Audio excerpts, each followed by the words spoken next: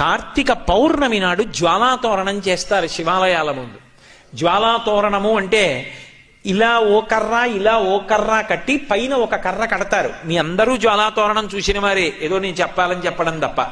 దానికి ఆవిరి గడ్డి తీసుకొచ్చి కడతారు.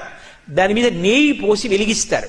వెలిగించి ఆ మంట అంటుకోవడం ప్రారంభం అవగానే పల్లకీలో పార్వతీ పరమేశ్వరుల యొక్క ఉత్సవమూర్తులను ఉంచుకుని ఆ మంట కింద నుంచి 3 మార్లు వెళ్ళొచ్చేస్తారు. ఎందుకు అలా వెడతారు జ్వాలాతోరణం కిందంటే, పాపము చేసి శరీరాన్ని విడిచిపెడితే ఆ జ్వాలలతో కూడుకున్నటువంటి తోరణములోంచి యమసదనంలోకి వెడతాడు.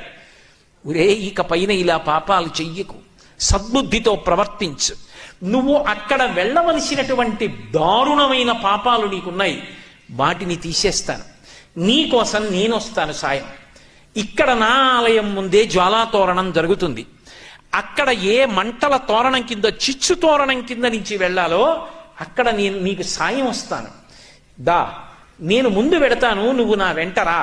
ఇక్కడే జ్వాలాతోరణం కింద నుంచి వెళ్ళొచ్చావు కనుక ఇక అక్కడ వెళ్ళవలసిన అవసరం తీసేశాను కదా అని మళ్ళీ వచ్చే ఏడాది కూడా వద్దామని పాపాలు మొదలుపెట్టకు.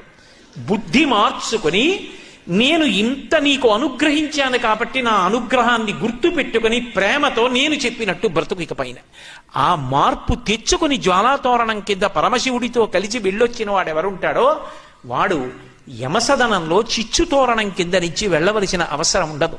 అంటే ఈ